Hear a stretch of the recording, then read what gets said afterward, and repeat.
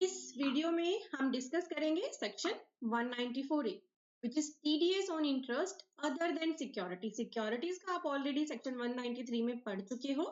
ये other than security कोई interest पे किया जा रहा है उसका टीडीएस कवर है अकॉर्डिंग टू सेक्शन 194A। जैसे आपने सुना होगा, अपने जर्नल सिनेरियो में देखा होगा, बैंक भी कई बार आपका टीडीएस डिडक्ट करता है, तो वो इसी सेक्शन के अंडर आपका टीडीएस डिडक्ट करते हैं।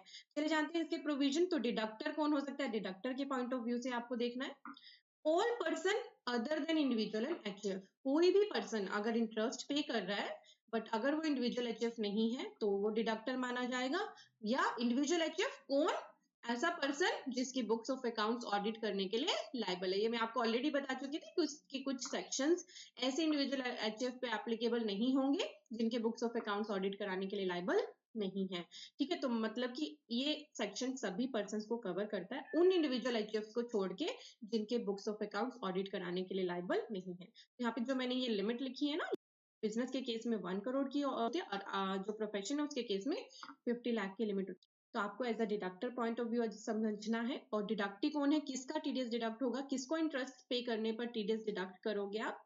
रेजिडेंट को अगर आप कर रहे हो और डोमेस्टिक कंपनी को अगर आप ये इंटरेस्ट पे कर रहे हो। रेट क्या है इस सेक्शन में? 10%। इंटरेस्ट पे ज्यादातर 10% का ही आपको रेट मिलेगा।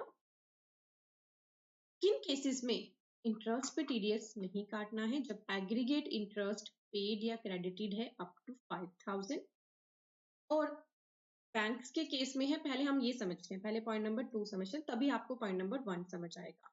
अगर इंटरेस्ट पे कर रहा है कौन? Bank, cooperative society, post office. किस चीज पे? डिपॉजिट्स विद बैंक्स या कोऑपरेटिव सोसाइटी पे, या डिपॉजिट विद पोस्ट ऑफिस पे। यानी डिपॉजिट्स पे अगर बैंक इंटरेस्ट पे कर रहा है जैसे एफडी पे, और वो अमाउंट अगर है up to ₹40,000 in case of person other than senior citizen, और सीनियर सिटीजन के लिए 50,000, तो बैंक को कोई भी टीडीएस डिडक्ट नहीं करना है। हम एग्जांपल लेते हैं, एचडीएफसी बैंक में राम ने एक एफडी करा रखी है, ठीक है, 5 लाख की। इस 5 लाख की एफडी पे इसको पूरे साल में 30,000 का इंटरेस्ट एचडीएफसी बैंक पे करेगा। ये है राम की FD, this is the deposit. तो क्या एचडीएफसी बैंक इस 30,000 पे टीडीएस डिडक्ट करेगा एज पर सेक्शन 194 है? क्योंकि ये तो ऐसे इंटरेस्ट की बात करता है जो पे करा जा रहा है किसी भी पर्सन के द्वारा रेजिडेंट को।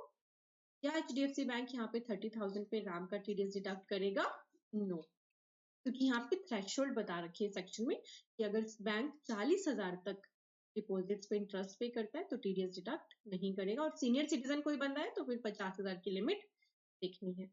अब अगर राम को 30,000 इंटरेस्ट पे ना करके 60,000 पे किया जा रहा होता तो क्या बैंक टीडीएस डिडक्ट करता? यस, 6,000 का टीडीएस काटता, 54,000 राम को पे कर देता।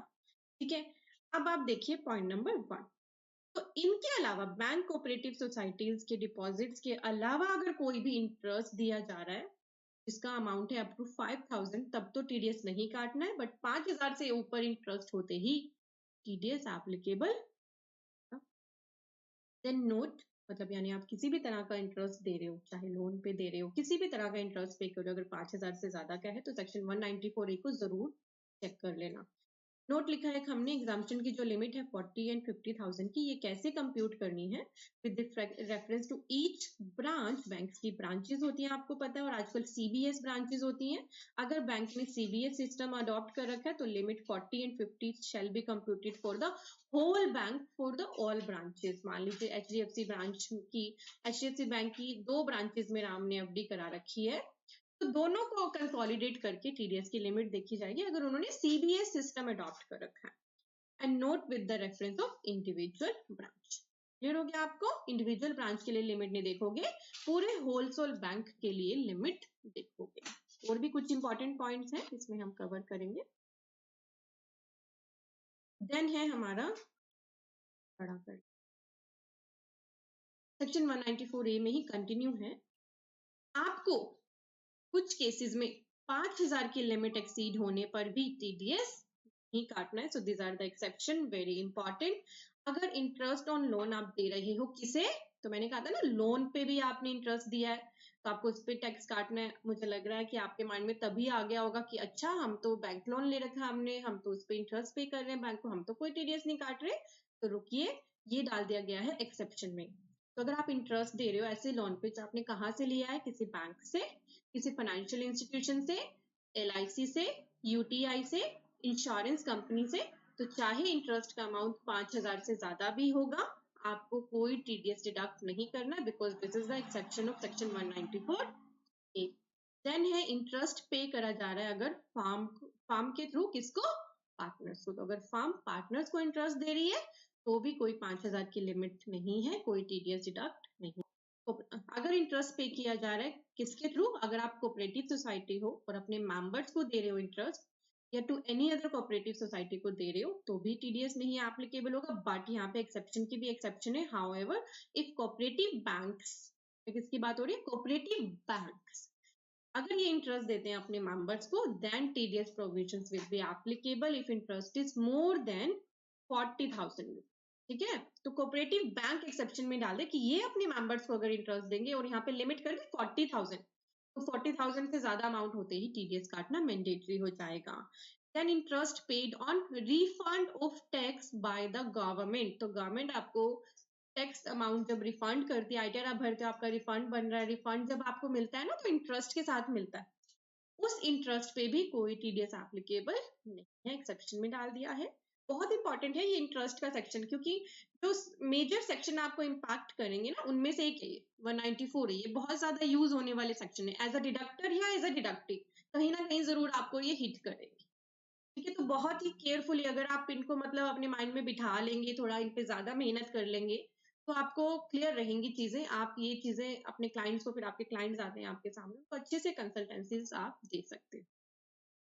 नेक्स्ट है एक्सेप्शन में interest paid by primary agriculture credit society. तो अगर ये सोसाइटी या फिर प्राइमरी क्रेडिट सोसाइटी और cooperative land mortgage bank, bank भी कवर कर दिया, और cooperative land development bank in respect of deposits with them, इनके पास जो डिपॉजिट्स हैं उस पे अगर ये पर्सन्स, ये जो सोसाइटी या बैंक है या कोऑपरेटिव सोसाइटी, अगर ये इंटरेस्ट पे कर रहे हैं किसी को भी इनके डिपॉजिट्स के अगेंस्ट, तो इन पर भी इंटरेस्ट एप्लीकेबल नहीं है, इन्हें पर्टिकुलर छूट दी गई है, क्योंकि इनसे ज्यादातर कौन लेगा, जैसे एग्रीकल्चर के केस में एग्रीकल्चरिस्ट इनसे ज्यादातर लोन लेंगे।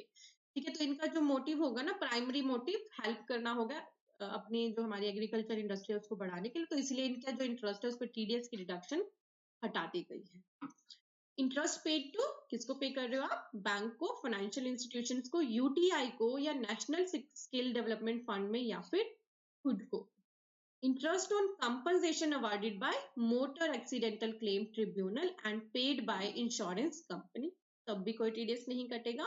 और no TDS on credit of any interest and no TDS on payment up to 50,000 in financial. इनके लिए जो लिमिट है ना, वो है no TDS on credit of any interest and no TDS on payment up to 50,000, 50,000 की limit है, 50,000 तक नहीं है इनके इस केस में। 6 नंबर पॉइंट में interest on compensation awarded bye motor accidental claim tribunal and paid by insurance company, 50,000 की यहाँ पे लिमिट है, इससे ज्यादा होती है TDS एप्लीकेबल होगा। और नेक्स्ट है interest on zero coupon bond. तो जीरो कूपन बॉन्ड्स का जो इंटरेस्ट है उस पर भी TDS के सेक्शन एप्लीकेबल, जो 194 है वो एप्लीकेबल नहीं है। तो मैं उम्मीद कर रही हूँ आपने अच्छे से समझ लिया। आगे आपको और वीडियोस में आगे मिलेगा ही कि रिटर्न कैसे भरनी है, वो सभी चीजें तो आगे हम सीखेंगे ही। ये है मेजर कि आपको किस सेक्शन में इंटरेस्ट के लिए TDS डिडक्ट करना है, कौन सा सेक्शन उसकी बात करता है, 194A। बट इसकी कुछ एक्सेप्शंस भी हैं जो आपको हमेशा माइंड में रखनी चाहिए। रेट क्या है इसका, 10% का। कैसे पे करते हो आप टैक्स को, इसके लिए भी चालान हमारा यूज होगा, टैन बेस्ड होगा ये चालान 281। TDS की रिटर्न आप भरोगे 26Q, जो अभी आप आगे सीखते रहेंगे। जिस महीने TDS कटा है उसकी 7 तारीख तक TDS आपको पे करना होगा। क्लियर है सभी चीजें? तो चलिए क्लोज करते हैं इस वीडियो को।